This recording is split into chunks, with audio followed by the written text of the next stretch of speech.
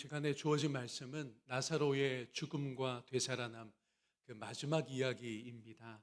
이 부분을 우리가 좀 더 잘 만나면 좋을 것 같습니다. 굉장한 기적 정도로 익숙하게 지나갈 말씀이 아니기에 그렇습니다. 세 가지 초점으로 묵상하길 원합니다. 첫째는 죽음과 맞서는 예수님입니다. 본문이 시작되자마자 예수님이 거침이 없습니다. 38절을 다시 보겠는데요. 이에 예수께서 다시 속으로 비통히 여기시며 무덤에 가시니 무덤이 굴이라 돌로 막았거늘, 이렇게 되어 있습니다. 우선 비통히 여기셨다는 예수님의 심정에 대해서 우리가 헤아려야 할 것 같아요. 이것은 슬픔과는 좀 다릅니다. 무엇이냐? 분노에 가까운 감정입니다.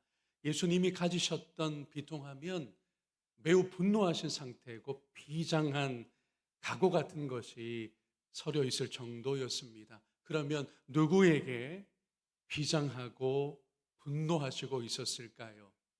바로 죽음이라는 원수에게 그러하셨던 것입니다.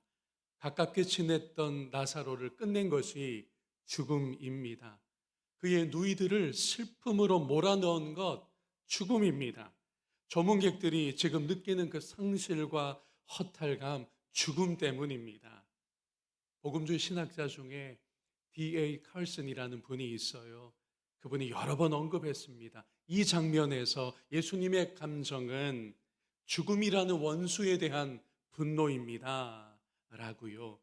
그렇다면 예수님은 단순히 위로하러 오신 게 아닙니다. 죽음과 대결하러 오신 거예요. 죽음을 꾸짖으려고 무덤 앞에 서신 겁니다. 그래서 본문이 열리자마자 나사로의 무덤으로 향하십니다. 무덤에 가시니 라고 기록하고 있습니다.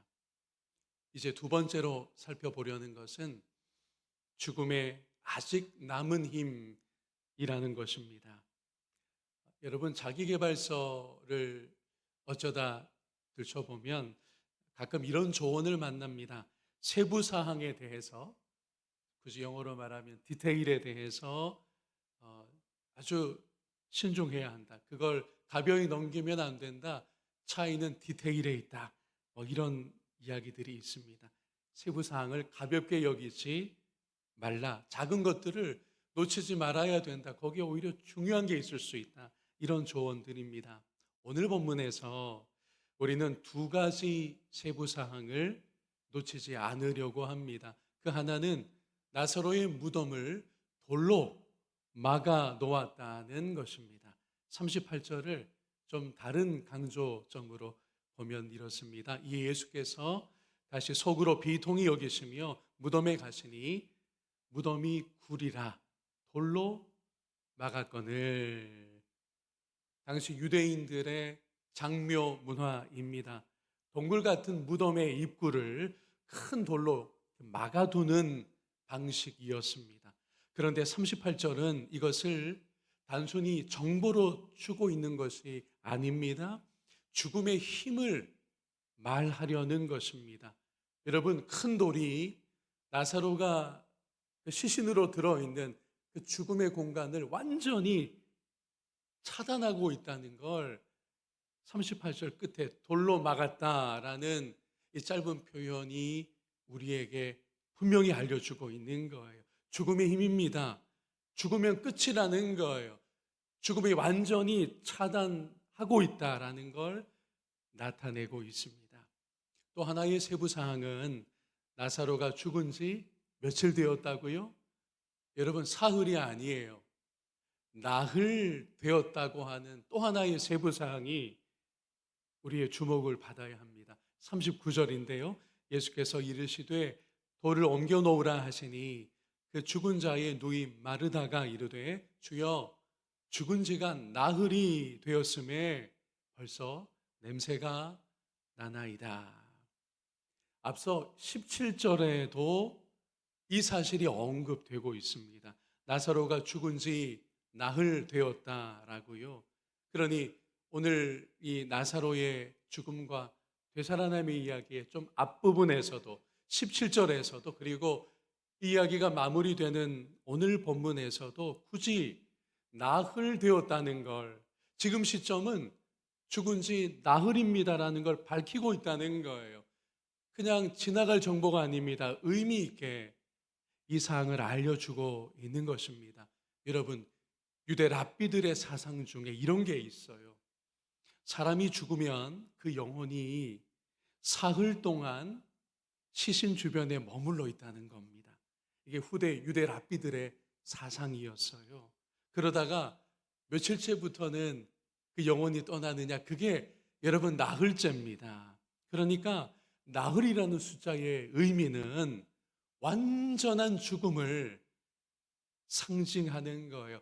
혹시 소생될 가능성이 만약 있다면 그건 사흘, 숫자가 틀렸네, 손가락. 사흘째, 3일째까지입니다. 그런데 나흘이 되면 이제는 그 어떤 소생의 가능성도 없다는 거죠. 나흘부터는. 그래서 마르다가 말하잖아요. 주여, 나흘째입니다. 시신이 냄새가 나기 시작합니다. 부패하는 시점이요. 더는 되살아날 그 어떤 가능성도 다 차단된다는 겁니다. 완전히 끝나는 시점, 그게 바로 나흘째부터라는 의미가 있어요. 그러니 오늘 본문에서 나흘 되었습니다라는 세부사항은 죽음의 힘이 여전합니다. 죽음의 힘 앞에서 어쩔 수가 없습니다. 나흘이나 되었습니다 라는 그 어감으로 우리에게 들려주고 있는 것입니다. 부활 같은 건 완전히 불가능합니다라는 게 며칠부터라고, 그게 나흘째부터라는 거예요. 죽음이 그 힘을 여전히 갖고 있습니다. 만만치 않습니다. 라고 하는 그런 의미로 나흘째입니다라는 이 세부사항이 주어져 있습니다. 자, 하지만 세 번째로 예수님이 죽음을 향해 명령하십니다. 죽음의 세력 앞에 걸어 나가셔서 명령하시고 있는 주님의 모습입니다. 돌이 옮겨지고 하늘아버지께 기도하신 후에 명령하셨어요. 나사로야, 나오라 라고요. 여러분, 이것은 잘 보아야 하는데 단지 나사로에게 하신 명령만은 아닙니다. 그러면 무엇이냐? 나사로를 가두고 부패시키는 죽음이라는 세력에게 예수께서 명령하신 거예요. 죽음아, 내가 왔다. 나는 너를 무장해제시키려고 한다.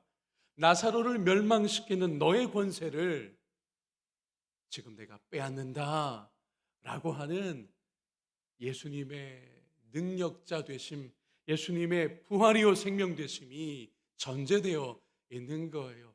나사로야, 좀 나오면 좋겠어. 너 어떻게 안 되겠니? 그런 분위기가 전혀 아닙니다. 죽음의 세력을 향하여 강력한 선언으로 나사로야, 나오너라. 너가 거기 붙들려 있을 수 없다. 내가 죽음을 능가하는 존재다. 이것이 오늘 본문에 드려져 있습니다. 그러니 죽음은 어떠했을까요? 성경은요, 죽음을 힘으로 묘사합니다. 죽음을 세력으로 보고 있어요. 죽음의 세력이 예수님의 이 명령 앞에서 당황스러웠습니다. 그러나 어쩔 도리가 없었어요. 죽음을 멸하실 수 있는 능력자가 말씀하신 것이기에 그렇습니다. 우리가 누구도 예외 없이 육신의 죽음을 맞게 됩니다. 그러나 죽음의 세력이, 죽음의 권능이 우리를 지배하지 못한다는 것을 우리가 늘 알고 있어야 합니다. 생명의 주 예수께서 우리를 구원하셔서 자기 안에 이미 두고 계시기에 그런 것입니다. 그래서 예수님을 힘입은 바울 사도가 이렇게 도전할 수 있었습니다. 고린도전서 15장 55절을 새 번역으로 보면, 죽음아, 너의 승리가 어디 있느냐? 죽음아, 너의 독침이 어디에 있느냐라고 힘있게 선언했던 것입니다. 죽음의 독침에 쏘이면요, 누구든 영원히 끝장일 것 같지만 내가 부활이고 내가 생명이다라고 친히 계시하신 예수께서 죽음 앞에 서시면 죽음의 위세는 꼬리를 내릴 수밖에 없는 것입니다. 예수님이 나사로를 살리신 일은 부활의 전주곡이요, 또 죽음의 패전곡과 같았습니다. 그리고 예수님의 이 능력과 또 바울의 그 선언, 고린도전서 15장에서의 그 선언을 깊이 알았던 영국의 한 시인이 있었어요. 그가 그러니 예수님의 이 나사로 사건으로부터 대략 1600년 지난 시점에 어느 시에 이렇게 선언하듯 놀라운 신앙의 시를 지은 존 던이라는 인물의 시입니다. 이렇게 됩니다. 제목이 죽음이여 뽐내지 말라인데요. 죽음이여 뽐내지 말라. 어떤 이들은 너를 힘세고 무섭다 일컫지만 넌 그렇지 않으니 한잠 자고 나면 우리는 영원히 깨어난다. 그러면 죽음은 더 이상 없을 것. 죽음이여 너가 죽으리라. 제가 대학 2학년 때 영어 교육과에 영미시 이해라는 과목을 수강했는데요. 수업 중에 이 시가 소개된 날이 있었습니다. 너무 좋았어요. 너무 멋진 시였습니다. 죽음아 너가 죽을 것이다. 넌 아무것도 아니다. 넌 이미 위세를 잃어버렸어. 이 존 던이라는 시인은 성공의 사제이기도 했거든요. 여러분, 이런 지식, 죽음 앞에 이런 힘 있는 선언이 어디서 왔느냐?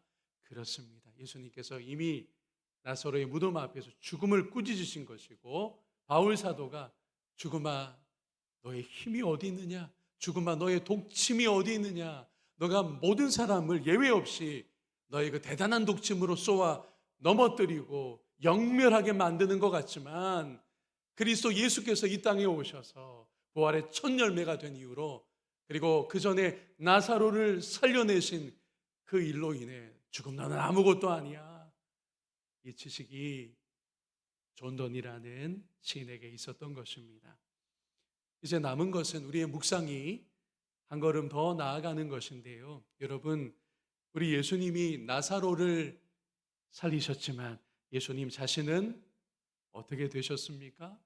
어떻게 기꺼이 행하셨습니까? 대속의 죽음을 죽으셨습니다. 나사로가 무덤에서 풀려났지만 이를 위해서 예수님은요, 무덤으로 나아가셨습니다. 예수님의 죽음은 제2, 제3의 나사로를 가능케 하는 것이었습니다. 많은 사람을 예수님 한 분이 대속의 희생을 하심으로써 살리는 길이 되었다는 거죠. 이 주제는 내일 본문에 나옵니다. 내일 묵상하도록 하겠고요.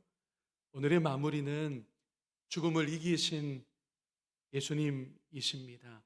여러분, 이 주제로 기독교 초기의 신앙 스승들 중에 이제 교부라고 부르는데요.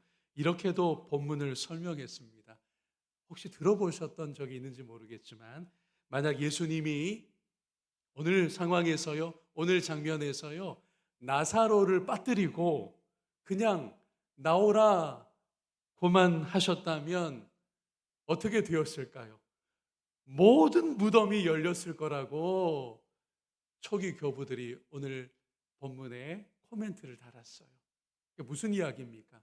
예수님의 그 한 말씀에 능력이, 권세가 있다는 거예요. 만약 나사로야라고 특정 인물을 언급하지 않고 이걸 살짝 놓치시고 나오너라 라고만 했다면 모든 무덤에서 살아나오는 일들이 있었을 거라는 멋진 해석입니다. 사랑하는 여러분, 예수님은 죽음보다 크십니다. 우리 예수님이 부활이요 생명이십니다. 그분 안에 있기에 우리는 두렵지 않습니다. 죽음이 우리를 하나님의 사랑에서 끊을 수 없는 것입니다. 이 확신과 소망으로 오늘을 살아가는 여러분이기를 주의 이름으로 축복합니다. 오늘 본문에 마치 부록처럼 느껴지는 두 구절이 있었어요. 예수님이 이렇게 죽은 나사로를, 나흘이나 된 이 나사로를 살려내셨는데도 반응이 두 가지로 보입니다. 어떤 이들은 이분이 보통 분이 아니시네. 어떻게 죽음을 극복하시지? 죽음에게 명령하실 수 있지? 그런가 하면 이 일로 인해서 예수는 위험한 인물이야. 안 되겠는데? 그래서 예루살렘의 이 종교 권력자들인 바리새인에게 가서 예수 안 되겠는데요? 어떻게 좀 손을 써야 될 것 같아요. 여러분, 예수님의 능력은요, 기적은요, 뜻밖에도 두 가지 반응을 불러일으킵니다. 복음서를 잘 보시면 자주 이 상황이 나타나요. 예수님의 하나님의 아들 되심과 능력자 되심으로 인해서 어떤 이들은 믿음이 더해집니다. 예수님을 온전히 믿고 따르는데 똑같은 기적을 보면서도요, 어떤 이들은 마음이 오히려 거칠어지고 예수님을 어떻게 하면 책잡을 것인가 더 의구심을 가지고 바라보게 된다는 거죠. 우리는 전자에 해당하는 줄로 믿습니다. 오늘 본문에 드러난 예수님의 이 면모가 우리로 예수님을 더 신뢰하게 하고 죽음의 문제까지도 그리스도 예수께 온전히 맡기며 하루하루의 삶을 감사함으로 담대함으로 살아가는 저와 여러분이기를 주님의 이름으로 축원합니다.